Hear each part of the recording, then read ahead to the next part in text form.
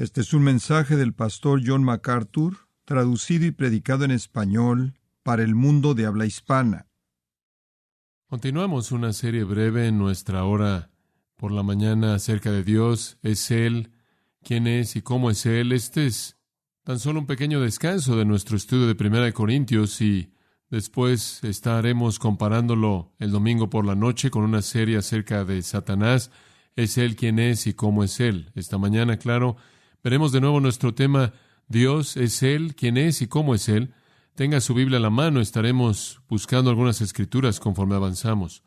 Un libro muy útil de la naturaleza de Dios es el libro escrito por A.W. Tozer, titulado El conocimiento del santo. Entre otras cosas que él dice en el libro, una afirmación significativa, creo, es esta, y cito, la historia de la humanidad probablemente mostrará que ningún pueblo jamás se ha elevado por encima de su religión.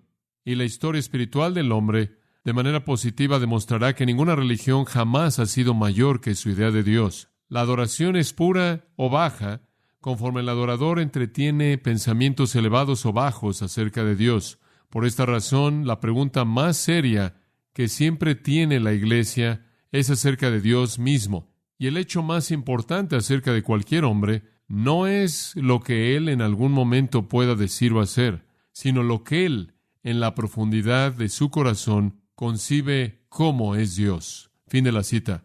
Él está diciendo lo más importante que un hombre tiene es su entendimiento de Dios, y el mensaje más importante que la Iglesia tiene que dar es el conocimiento de Dios, y creo que tiene razón. La razón por la que queremos propagar un entendimiento correcto de Dios es doble. Número uno es porque hay algunas personas que no creen en Dios. Son o ateos filosóficos o prácticos. O creen que no hay Dios o actúan como si no hubiera Dios. Y por esta razón deseamos propagar la verdad del Dios verdadero para que la gente pueda saber que hay un Dios y para que pueda saber quién es Él. En segundo lugar, predicamos a Dios y declaramos a Dios no solo porque hay gente que no cree, sino porque hay gente que cree cosas equivocadas acerca de Dios. Esto es, tienen conceptos equivocados acerca de Él. Esto es verdad inclusive en el cristianismo. Ahora, me sorprende lo que algunos cristianos suponen que Dios es. Podríamos decir que creer el concepto equivocado de Dios es idolatría. Cuando pensamos en idolatría, pensamos en alguien en una choza de lodo con un pequeño Dios en su mesa o lo que sea y postrándose. O pensamos en un templo pagano muy adornado con mucha gente quemando incienso, pero la idolatría es mucho más amplia que eso. La idolatría es simplemente pensar algo acerca de Dios que no es verdad de Él.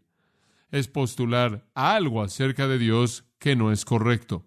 En su sentido más pleno es crear un Dios. En su sentido secundario es hacer de Dios algo que Él no es. Y quizás en este tercer nivel, en el cual inclusive los cristianos se encuentran siendo culpables, es pensar pensamientos acerca de Dios que no son verdad. El Salmo 50:21 dice, pensabas que de cierto sería yo como tú. Dios dice, tú pensabas que era como yo, y eso es precisamente lo que los hombres han hecho en la mayoría de los casos. En la idolatría han hecho de Dios a su propia semejanza, o imaginar cosas que pertenecen a sus propias mentes.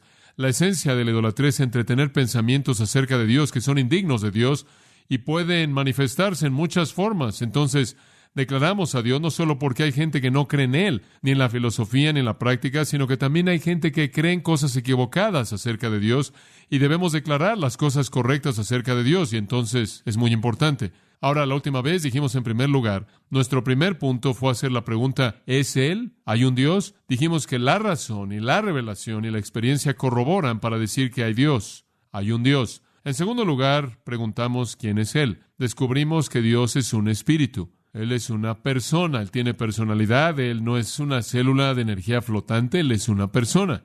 Él es un Dios, sin embargo, tres personas en ese Dios, que es uno. Entonces, Él es espíritu, una persona, tres en uno. Después llegamos inicialmente a la introducción de nuestro tercer punto. ¿Cómo es Él? ¿Cómo es esta persona que existe espiritual, que es tres en uno? Bueno, la única manera en la que podemos saber cómo es Él es descubrir cómo en este libro se ha revelado a sí mismo.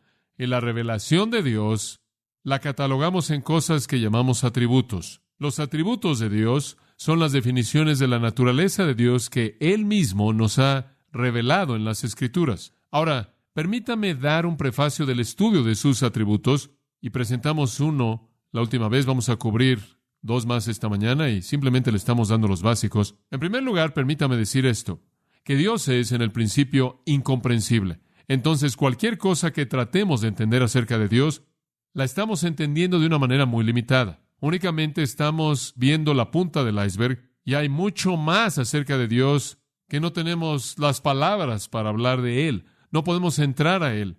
Está mucho más allá de nosotros. Para efectos de ilustración, simplemente esto. Dios es infinito. Dios no tiene fin. Y entonces, nuestra simple explicación de media hora de cualquier cosa no comienza a hablar de manera apropiada de la esencia de la persona de Dios. Dios es incomprensible. Creo que esa es la razón por la que hacemos la pregunta ¿cómo es Dios? En lugar de decir ¿qué es Dios?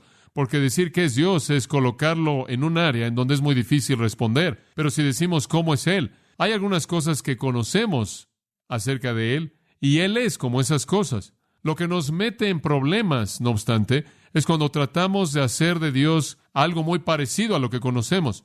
Vemos el amor humano, y cuando el amor de Dios no se conduce como el amor humano, decimos Dios no ama. Pero eso es hacer del amor humano lo absoluto, el diseño infinito del amor, y Dios no llega a esa medida, a ese concepto, y así no es.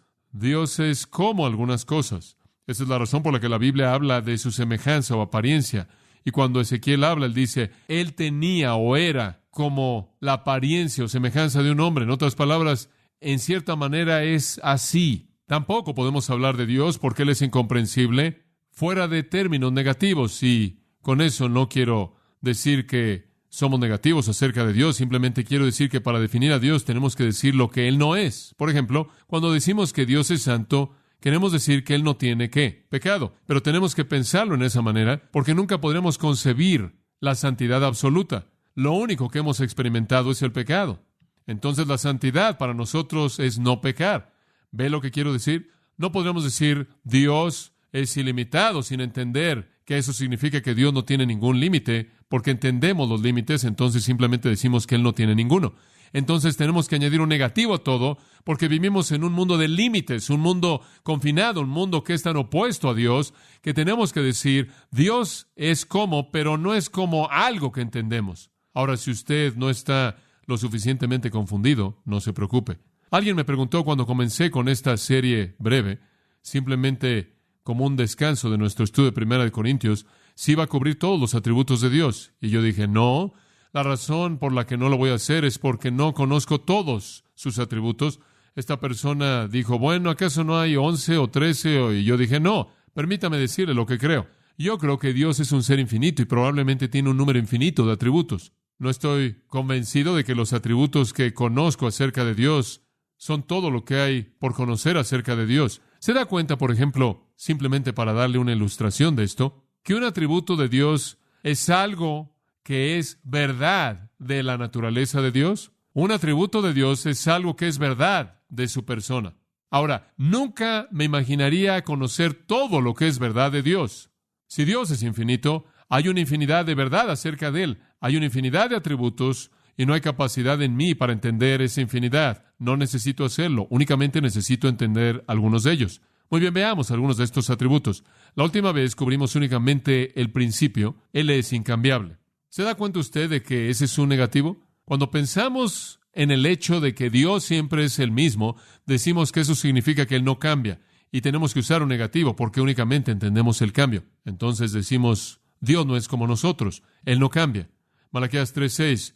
Yo soy Jehová y no cambio. Santiago 1:17, en quien no hay sombra de variación, en quien no hay mudanza. Y vimos cómo eso es tremendamente consolador, nos da seguridad y provee un refugio tan grande para el cristiano, pero al mismo tiempo para el incrédulo esa doctrina es aterradora. Es una doctrina de juicio, una doctrina de ira incambiable en contra del pecado. Ahora veamos la segunda para comenzar nuestro tiempo el día de hoy. El segundo atributo de Dios que quiero que considere, y realmente estamos tratando con sus atributos absolutos, aquellos que son característicos de su naturaleza.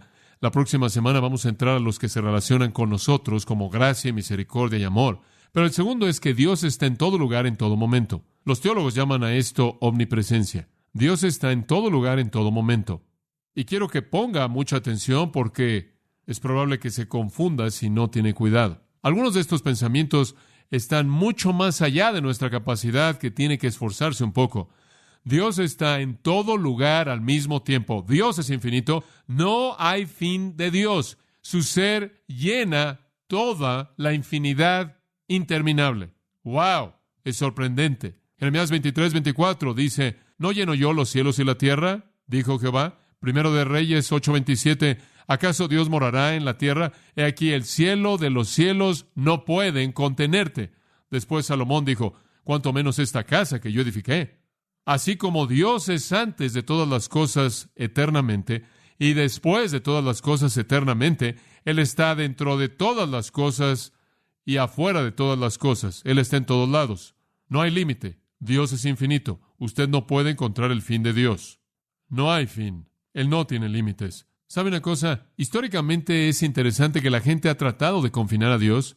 Inclusive muchos de los judíos que no estaban informados o por lo menos eran ignorantes, por imponerse a sí mismos la ignorancia, trataron de hacer de Dios un ser confinado. Y muchos de los judíos sintieron que Dios vivía de hecho en el templo. Ahí es en donde Él vivía, que Él era como los dioses falsos. Y esa es la razón por la que Salomón dijo en 1 de Reyes 8:27 que Él no mora en esta casa. Este será el asiento de su majestad en la tierra temporalmente. Este será el símbolo de su presencia, pero Él no vive aquí en su esencia. Recuerda esto, el símbolo de la presencia de Dios nunca es la prisión de su esencia. Históricamente también los judíos han sido acusados de adorar al Dios de Israel, quien simplemente era ningún otro que el Dios de las montañas. Y los sirios creían que ellos tenían el Dios del valle.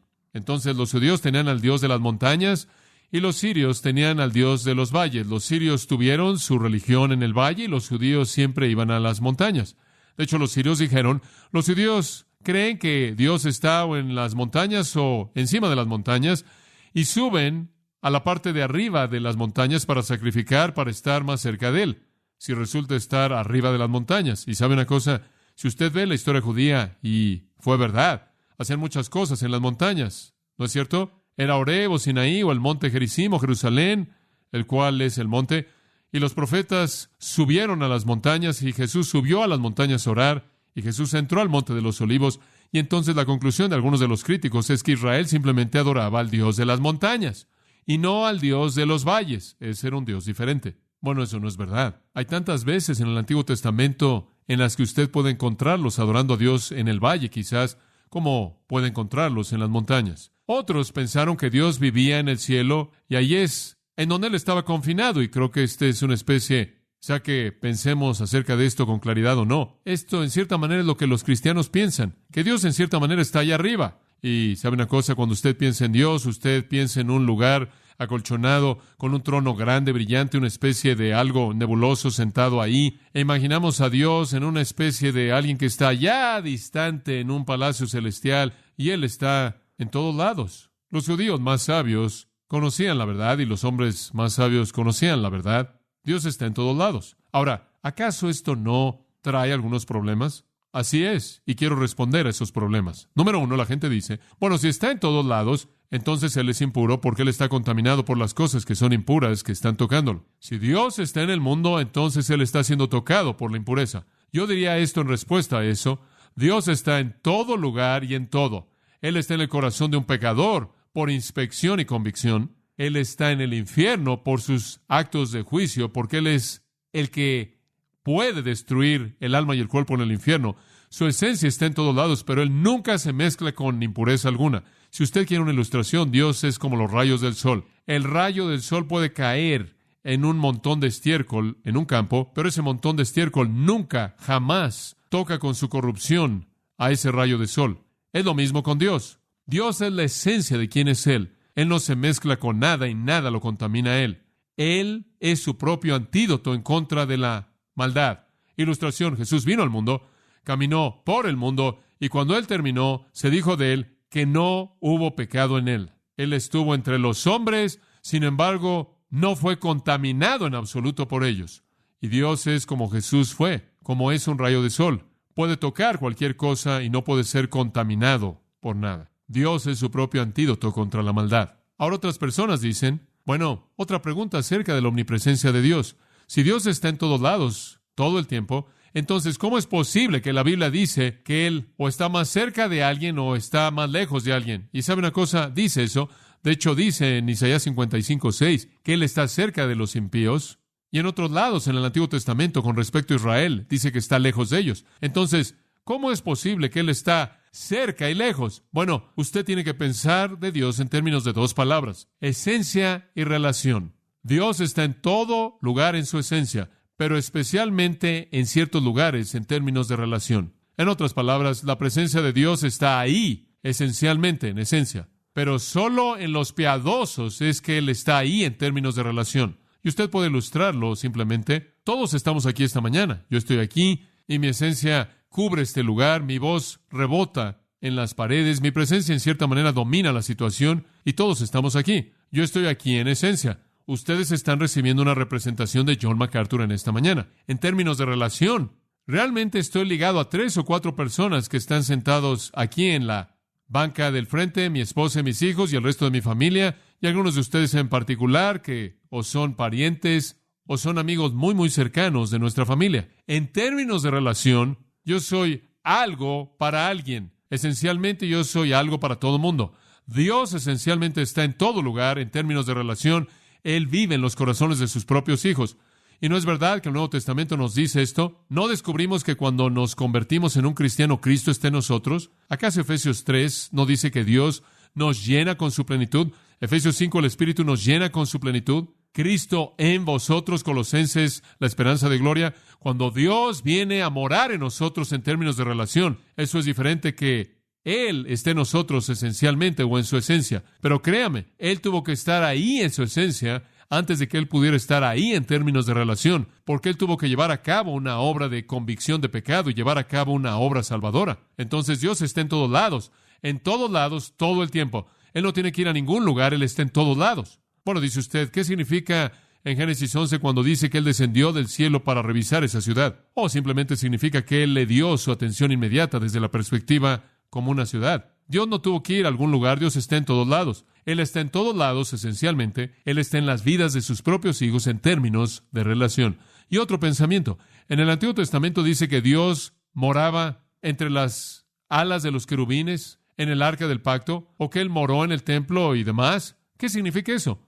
Eso simplemente significa, como en el caso de Salomón, que hubieron algunos lugares en donde Dios estableció el trono de su majestad simbólicamente. Para representar a un Dios majestuoso, Él levantó un templo. El día de hoy, el trono de Dios está representado por la iglesia, las vidas de los creyentes. En el reino, el trono de Dios será representado por el trono en Jerusalén, en donde Cristo reina. En el cielo será representado por el trono que es retratado en Apocalipsis 4 y 5. Eso simplemente es un símbolo, y como dije antes, el símbolo de su presencia nunca es la prisión de su esencia. Él está en todos lados. Ahora, cuando usted piensa en que Dios está en todos lados, ese es un pensamiento sorprendente, y que Él no está mezclado con nada. Nada lo corrompe, nada lo toca para cambiar su esencia en manera alguna, en absoluto.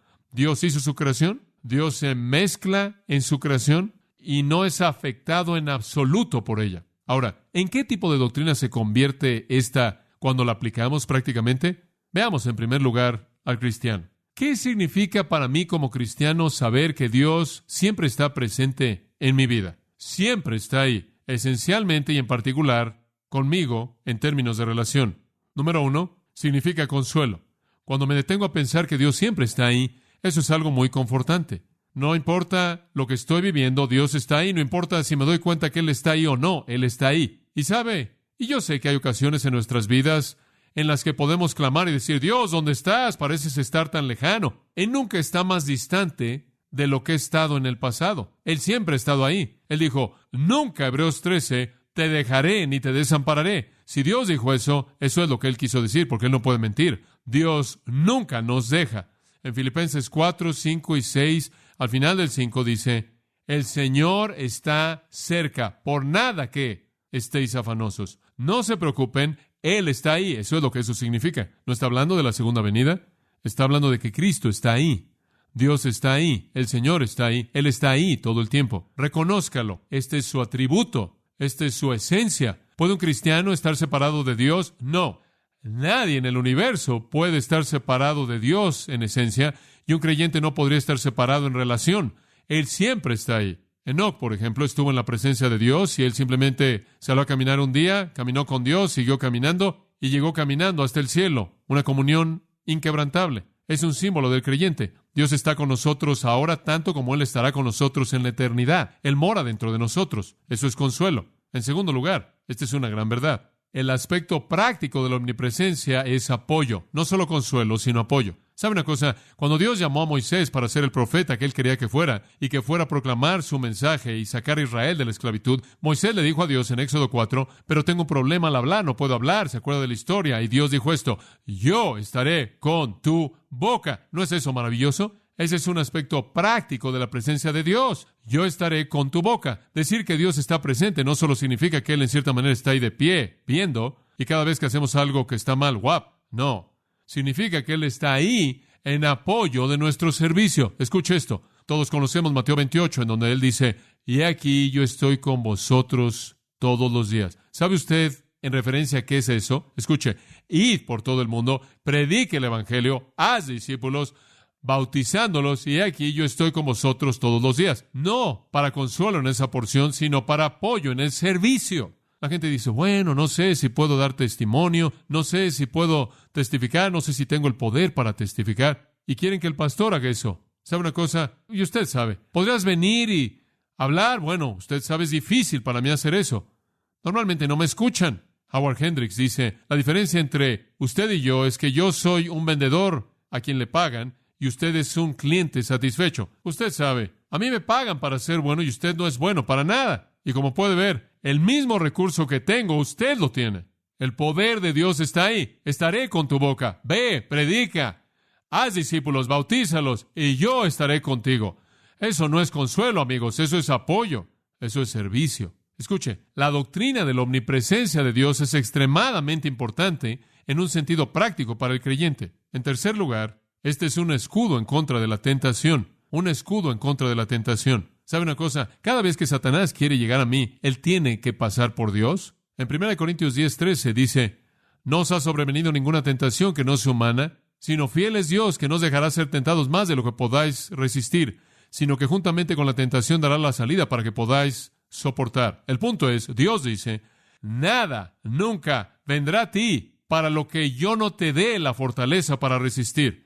Y es diferente para todo creyente, porque todo creyente está en un nivel diferente de madurez y tentaciones diferentes tendrán resultados diferentes. Lo que podría causar que alguien se desmorone, usted podría enfrentarlo. Pero en todo nivel individual, Dios está ahí para defender a ese creyente en contra de algo que él no puede enfrentar. ¡Qué promesa tan tremenda! Dios está presente para defendernos en contra de la tentación. En cuarto lugar, desde un punto de vista práctico, la doctrina de la omnipresencia es un motivador a la santidad. Saber que Dios está presente siempre es saber que todo lo que hacemos lo hacemos en su presencia. Cuando usted peca, sea un pecado de pensamiento, o un pecado de palabra, o un pecado de acto, es hecho en la presencia de Dios. ¿Sabe una cosa? Yo simplemente pienso en eso desde este punto de vista. A la mayoría de nosotros nos gusta pecar, o preferimos pecar, cuando alguien no está viendo. Quizá no nos preocupan tanto ciertas personas en nuestra vida o familia que saben que tenemos estos problemas, pero fuera de eso, por ejemplo, yo tengo simplemente en mi vida en el mundo, me he encontrado a muchos cristianos que conozco y son sorprendidos en medio de algún tipo de situación por la que están muy avergonzados. Y hombre, he visto algunos movimientos rápidos. Usted sabe, no lo suficientemente rápido, pero rápido. John, bueno, sí, se da cuenta. Eso me pasa con bastante frecuencia. Bueno, simplemente imagínese. No es algo serio si yo sorprendo a alguien haciendo algo. Esa no es la idea. Yo no soy, usted sabe, ¿quién soy yo para hacer una diferencia? Pero simplemente reconozca esto. Dese cuenta de esto. Cuando usted peca, es como si usted ascendiera a las nubes, caminara hasta el pie del trono de Dios y cometiera su pecado ahí mismo. Como puede ver, usted está haciendo lo que usted hace en la presencia de Dios. Un pensamiento muy sobrio. La integridad de David en su vida, cuando él finalmente se enderezó, se basó en la afirmación, todos mis caminos están delante de él, no puedo hacer esto, él está ahí. ¿Se da cuenta? Job, ¿Cuál fue la base de su integridad? Job 31:4, ¿acaso Él no ve mis caminos? Dios lo ve todo. Mi integridad está basada en el hecho de que todo lo que hago, lo hago en su rostro, en su cara. Eso es lo que Proverbios quiere decir cuando dice, en todos tus caminos, reconócelo. En otras palabras, en todo lo que hace usted, reconozca que Él está ahí y eso únicamente va a apoderarse de la dirección de sus caminos. Como puede ver, vivir la vida cristiana es simplemente esto: ordenar mi vida como si fuera hecha en la presencia de Dios, sabiendo que así es. ¿Sabe una cosa? Lo que no haríamos con un hombre malo presente, lo que no haríamos con un hombre piadoso presente, únicamente son asuntos preliminares. No deberíamos hacer nada que no haríamos en la presencia de Dios en el trono mismo del cielo. Para los creyentes, entonces, la doctrina de la omnipresencia es extremadamente importante. Ahora, ¿qué hay acerca de un incrédulo? ¿Cómo es que él se relaciona con esto? Para un incrédulo también es importante entender que Dios está en todos lados. En el Salmo 21:8 dice, tu mano descubrirá a todos tus enemigos. No hay escape. Un hombre quien es un hombre malo no tiene lugar en donde esconderse. No hay escape, no hay salida, no hay lugar en donde él pueda esconderse. No hay lugar al que él pueda retirarse. Amós, capítulo 9, nos ayuda a entender esto. Como también Abdías, el cual es el libro que viene después. Permítame leerle Amós 9:2. Aunque escarben en el Seol, ahí mi mano los tomará. Esa es la tumba. Aunque suban al cielo, desde ahí los haré descender. Aunque se escondan a sí mismos en la cima del Carmelo, buscaré y los tomaré desde ahí. Aunque estén escondidos de mi vista en el fondo del mar, ahí mandaré a la serpiente y él los morderá. Aunque vayan a la cautividad ante sus enemigos, ahí mandaré la espada y los matará, porque colocaré mis ojos sobre ellos para maldad y no para bien. Dios dice, no me importa dónde vayan, los encontraré. En Abdías, versículo 4, te exaltarás a ti mismo como el águila, aunque coloques tu nido entre las estrellas, desde ahí te derribaré. No hay lugar en donde esconderse. Y el hombre impío debe reconocer que no importa cuánto intente, no importa cómo huya él puede decidir que él no quiere ir a la iglesia, él no quiere leer la Biblia, él quiere evitar alguna discusión religiosa, él quiere sacar a Dios de su mente, él quizás no piense en Dios, pero Dios tiene sus pensamientos centrados en él. Job 26. Las cosas muertas tiemblan de debajo de las aguas y sus habitantes.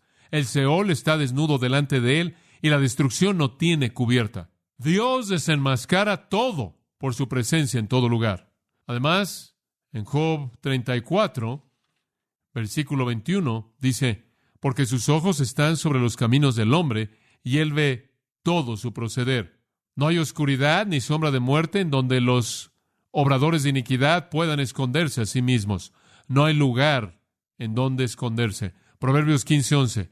El Seol y la destrucción están delante de Jehová. ¿Cuánto más entonces los corazones de los hijos de los hombres?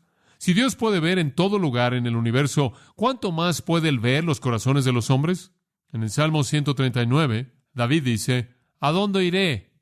Si corro al punto más lejano, tú estás ahí. Y él dice, si huyo en las alas de la mañana, en otras palabras, si me subo a un rayo de luz a 186,000 millas por segundo, 8 minutos al sol, no puedo escapar. El ladrón roba porque piensa que nadie ve. El adúltero comete adulterio porque piensa que nadie ve. El mentiroso miente porque piensa que nadie lo descubre. Dios sabe. Simplemente porque Dios es invisible no significa que Él no está ahí. Dios nunca se cansa ni se duerme. En Hebreos, capítulo 4 y el versículo 13, una afirmación muy incisiva. Ni hay criatura alguna que no sea manifiesta a sus ojos, sino que todas las cosas están abiertas a los ojos de aquel a quien tenemos que dar cuenta. Todo es visto por Dios. Isaías 65:12, Dios dijo, hiciste mal ante mis ojos. Proverbios 15:3, los ojos de Jehová están en todo lugar, mirando a los malos y a los buenos. Dios conoce todo. Él está en todo lugar. Dios es incambiable y Dios está en todo lugar. En tercer lugar, Dios es todopoderoso. Este es un concepto sorprendente. Nuestro Dios es todopoderoso. Ahora, ¿qué significa eso? Eso significa que tenemos que usar un negativo. No hay nada que Él no pueda hacer. Su energía no tiene límites. Job 9:19 dice, si hablo de fuerza, he aquí tú eres fuerte. Dios es llamado El Shaddai. Él es el nombre de Dios. Shaddai significa todopoderoso, el Dios todopoderoso. En Apocalipsis 19:6 dice, aleluya, porque el Señor Dios todopoderoso reina. Él es poderoso, Él es fuerte. El salmista dijo, el poder pertenece a Jehová. Ahora, cuando decimos que Dios es poderoso, lo que queremos decir con esto, ahora escuche esto, es que Dios no tiene límite en su poder. Él puede hacer lo que sea, cualquier cosa. Y escuche esto, Él puede hacer cualquier cosa con la misma facilidad como puede hacer cualquier otra cosa. ¿Escuchó eso? No es más difícil para Dios crear un universo que hacer una mariposa. No es más difícil. Él puede hacer cualquier cosa y Él puede hacer cualquier cosa con la misma facilidad como puede hacer cualquier otra cosa. Dice usted, ¿de dónde sacas eso? Porque Él no necesita hacer esfuerzo alguno para hacer algo. Dice usted, ¿quieres decir que no hay esfuerzo por parte de Él? Absolutamente ningún esfuerzo. Le doy una ilustración. En la mañana me levanto en el día del Señor y me doy cuenta de que Le doy una ilustración. En la mañana me levanto en el día del Señor y me doy cuenta de que voy a gastar mucha energía, voy a estar brincando por aquí y voy a estar moviendo mis brazos y gritándole a todo mundo por unas 3 horas. Y eso demanda mucha energía, más energía de lo que usted piensa. Su mente está acelerada a una velocidad muy alta y usted está quemando mucha energía. Entonces, en la mañana tomo mi proteína, tomo mis vitaminas y salgo. Cuando acabo, después de esa 3.ª hora, me voy a casa y me desplomo. Y le digo a mi esposa, no debería decir eso, pero digo, Patricia, necesito algo que comer y tengo que reponerme. ¿Por qué? Porque toda la energía que tuve se acabó y tengo que reponerla. Dios nunca tiene que reponerse.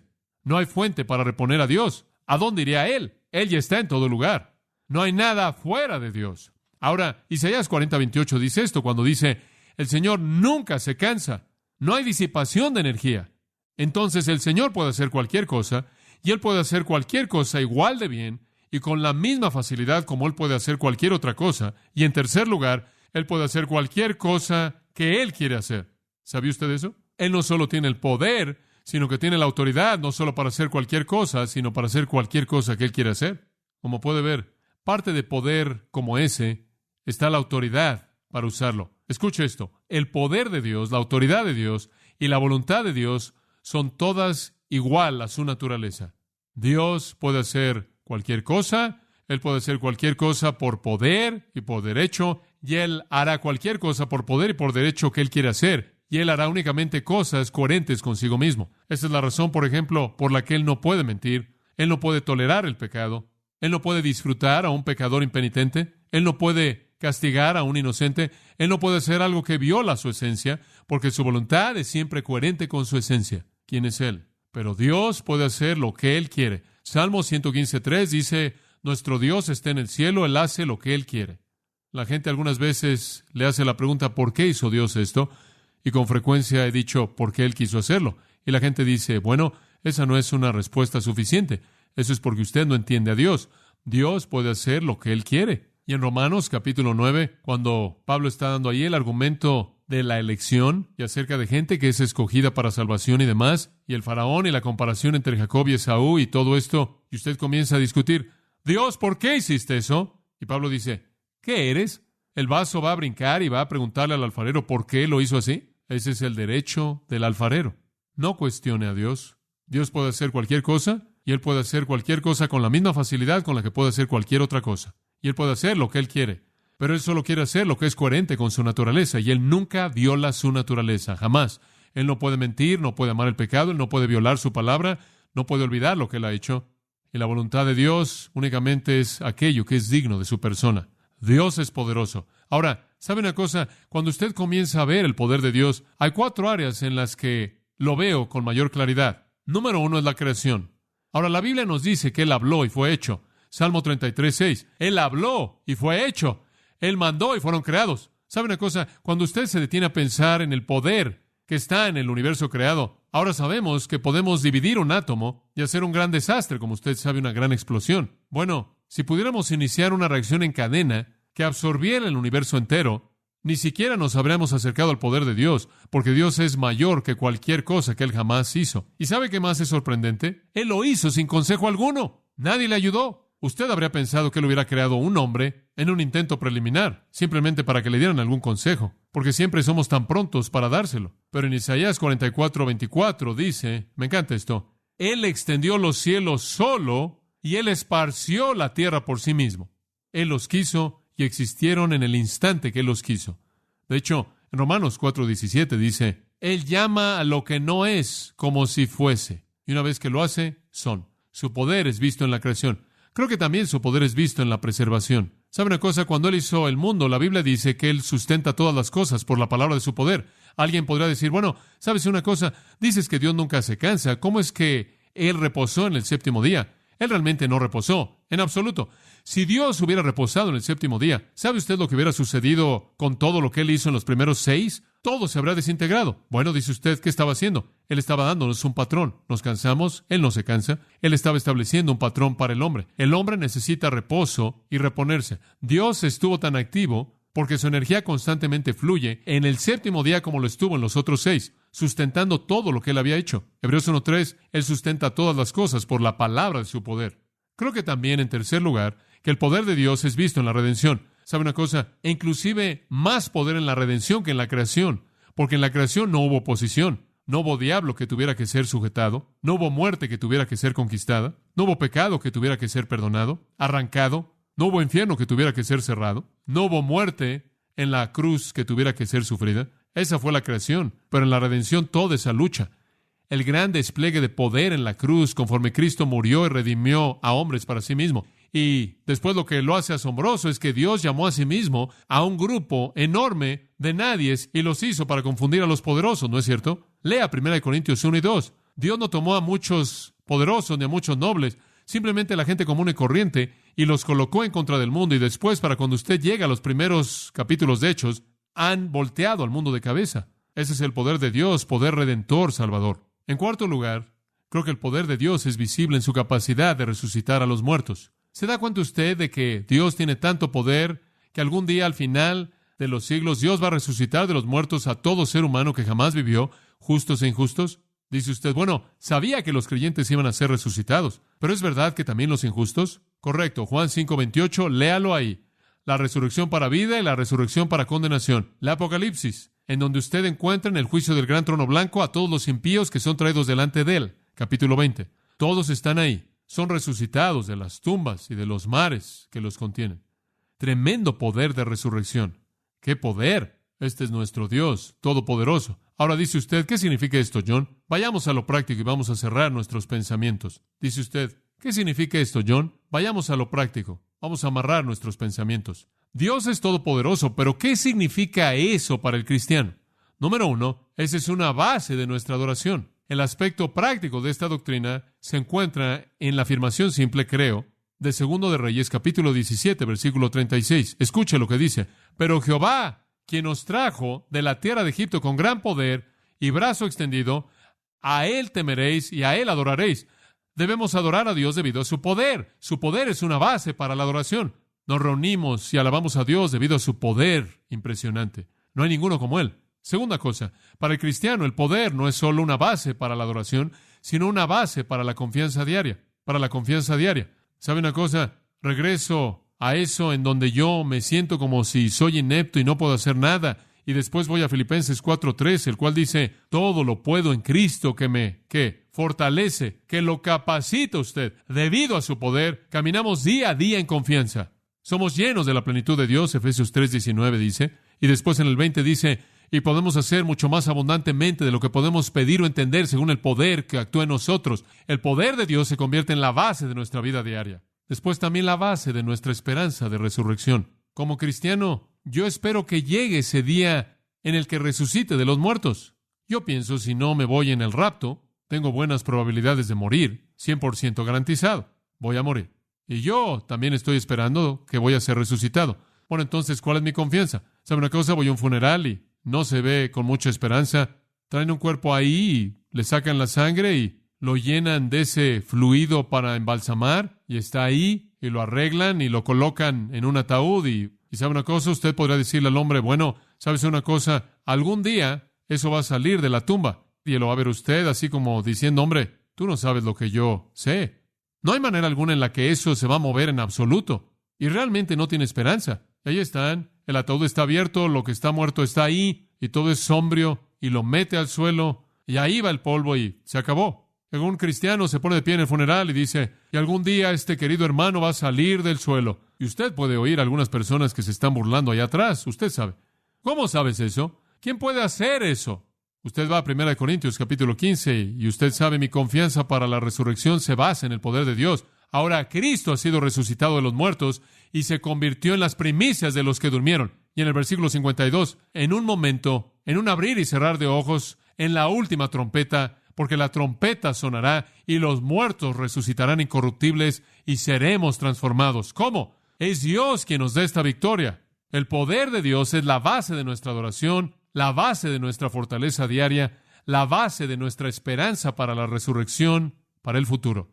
Además, es la base de nuestro consuelo. Y cuando yo me preocupo por mis problemas, me acuerdo de mi Dios y me doy cuenta de que no hay nada que yo tengo que es demasiado difícil como para que Él lo enfrente. Salmo 121, levantaré mis ojos a los montes. ¿De dónde vendrá mi socorro? Mi socorro viene de Jehová. La siguiente afirmación es la clave para todo. ¿Qué hizo los cielos y la tierra? Ahora, si Él pudo hacer eso, Él puede manejarme. Confianza, consuelo. La doctrina del poder de Dios es la base de la adoración, la base de la confianza diaria, la base de la esperanza de la resurrección, la base del consuelo. La siguiente es la base de nuestra victoria. En Efesios capítulo 6 dice, fortaleceos en el Señor y en el poder de su fuerza. Si usted va a pelear contra el enemigo, usted tiene que tener su fortaleza para hacerlo. Cuando el adversario viene y usted está en guardia, usted no pelea contra el enemigo. Usted va y le dice al comandante y él pelea por usted. La base de la victoria es el hecho de que Él es poderoso. Mayor es el que está en vosotros que el que está, ¿qué? Que el que está en el mundo. Y estábamos hablando de eso el último domingo por la noche, ¿no es cierto? Satanás es un ser sorprendente y él es muy, muy poderoso. Pero ¿sabe una cosa? Él está bajo mis pies, ahí en donde pertenece, ahí es donde debe estar, ahí es donde Dios lo colocó. La victoria es mía en Cristo. Hay un poder tremendo que está disponible para mí. A continuación, para el cristiano, la doctrina del poder de Dios es la base de la certeza. ¿Sabe una cosa? Yo soy salvo y la gente con mucha frecuencia me pregunta si me voy a quedar salvo y siempre digo que sí. Y ellos dicen, ¿por qué lo crees? Y yo digo, porque Dios simplemente es lo suficientemente poderoso como para guardarme. Y la única persona que me podría sacar de la mano de Dios sería alguien que fuera más poderoso que Él. Y no hay nadie. Juan 10, 29, versículo 28. Tenemos que leer, yo les doy vida eterna. Nunca perecerán, nadie los sacará de mi mano. ¿Por qué? Mi Padre que me las dio es mayor que todos y nadie puede sacarlos de la mano de mi Padre. No hay un ser que esté existiendo que sea más poderoso que Dios, y cuando Dios está deteniendo algo, no hay manera en la que usted pueda quitárselo. En Romanos capítulo 8 usted encuentra lo mismo. ¿Quién acusará a los escogidos de Dios? ¿Quién va a separarnos del amor de Cristo? Y Él nombra todas esas cosas, principados, ángeles y todo lo que sea posible. No, nada. Dios es todopoderoso. La base de mi certeza es el poder total absoluto de Dios. En 2 Timoteo 1, 12, esa es la razón por la que Pablo dijo, porque no me avergüenzo, porque yo sé en quién he creído y estoy persuadido de que es poderoso para guardar lo que le he encomendado hasta aquel día. La confianza vino, como puede ver, en el conocimiento de que Dios era poderoso. Ahora, además, y finalmente, desde el punto de vista de un cristiano, la doctrina de la omnipotencia es la base de la humildad.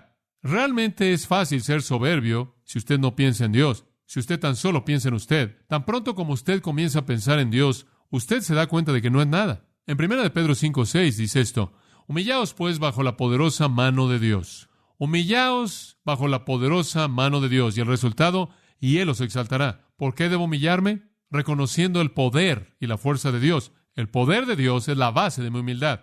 Reconociendo que no soy nada, no podría hacer nada, no podría lograr nada, no puedo hacer nada fuera de Él. Humildad. Entonces, esta doctrina de la omnipotencia es tremendamente práctica. ¿Qué hay acerca del incrédulo? ¿Qué efecto tiene en alguien que no es cristiano el saber que Dios es todopoderoso? Bueno, un efecto muy dramático, francamente. 1 Corintios 10. Pablo está escribiendo ahí a los Corintios. Él dice en el versículo 22 de 1 Corintios 10, ¿provocaremos al Señor a celos? ¿Estás tratando de provocar a celos a Dios? Porque si lo estás haciendo, más vale que pensemos en esta pregunta. ¿Somos más fuertes que Él? En otras palabras, si Dios es celoso y Él se encela cuando usted no lo adora, más vale que usted sea más fuerte que Él, porque Él va a pelear contra usted. ¿Qué está diciéndole esto a una persona en pie? Cuando usted no adora a Dios, Dios se pone celoso. Y cuando Dios se pone celoso, Dios pelea en contra de aquellos por los que está celoso. Y cuando Él pelea en contra de alguien, Él gana. porque Él es omnipotente. Es algo trágico darse cuenta de que hay hombres en este mundo que no conocen a Dios, que no adoran a Dios, que no aman a Cristo, que están siendo atacados, en últimas, en juicio por Dios, quien es omnipotente. Y a menos de que sean más fuertes que Dios, no tienen defensa. Y créame, usted no tiene defensa, porque ningún hombre es más fuerte que Dios, quien lo hizo. En Job, capítulo 9, versículo 4, Él es sabio de corazón y poderoso en fuerza. ¿Quién se endureció en contra de Él y prosperó? Nadie. Nadie. Capítulo 10, versículo 7. ¿Tú sabes que no soy impío? Y no hay nadie que pueda librar de tu mano. Job dice, esto me está pasando, no lo entiendo, pero sé que no hay nadie que pueda tocarte. Nadie puede rescatarme. Cuando Dios toma una vida, no hay base humana de rescate. El único individuo en el universo que lo rescata a usted de la mano de un Dios enojado es Jesucristo mismo, quien es Dios. En 2 de Tesalonicenses 1:7 dice, y a vosotros que sois atribulados, daros reposo con nosotros cuando se manifieste el Señor Jesús desde el cielo con los ángeles de su poder, en llama de fuego, para dar retribución a los que no conocieron a Dios, ni obedecen al Evangelio de nuestro Señor Jesucristo, los cuales sufrirán pena de eterna perdición, excluidos de la presencia del Señor y de la gloria de su poder. Para aquellos que no conocen a Dios y no obedecen el Evangelio, Dios va a desatar su poder de juicio. Algo terrible en qué pensar. No es sorprendente que el escritor de Hebreos dijo, capítulo 10, horrenda cosa es caer en manos del Dios vivo. ¿Por qué estamos diciéndole estas cosas acerca de Dios? Le estamos diciendo estas cosas acerca de Dios porque esta es la naturaleza de Dios y esto es lo que Él ha revelado a nosotros. Queremos que crea en Dios y queremos que crea en el Dios, quien es Dios. Permítame decir esto en conclusión.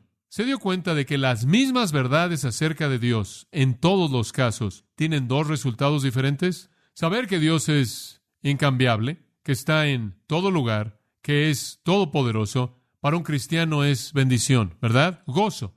Pero para un incrédulo, lo mismo es temor. Como puede ver, el asunto no es la naturaleza de Dios. La naturaleza de Dios está establecido. El asunto es usted. Un hombre que se golpea a sí mismo en contra de Dios continuamente tratando de vivir en la manera en la que Él quiere vivir, sin importar cómo es Dios, es un necio.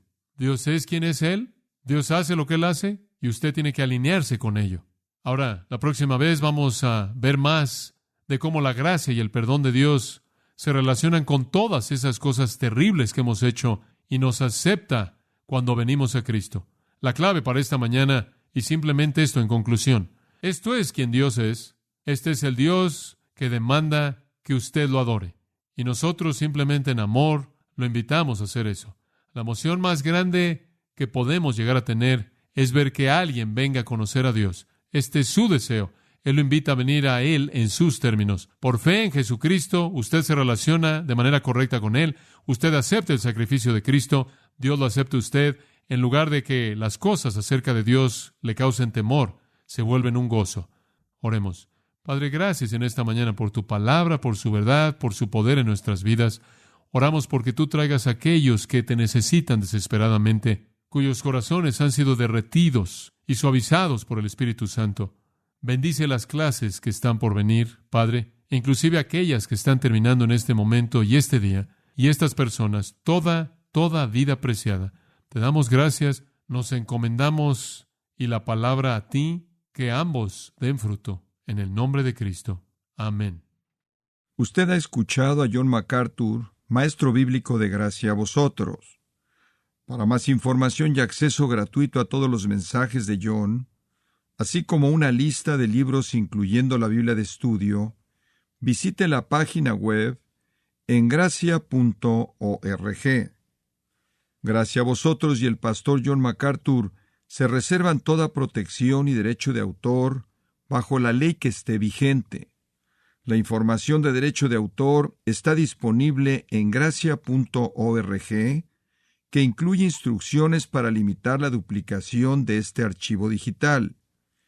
Gracia a vosotros es una organización sin fines de lucro, dedicada a desarrollar recursos desde las enseñanzas del pastor John MacArthur, las cuales ofrecen la verdad de las Escrituras.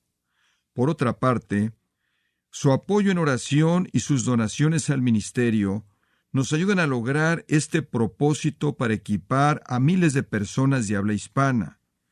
Si desea hacer una donación o ofrenda, Puede hacerlo utilizando su tarjeta Visa, Mastercard, Discovery o American Express, ingresando a gracia.org,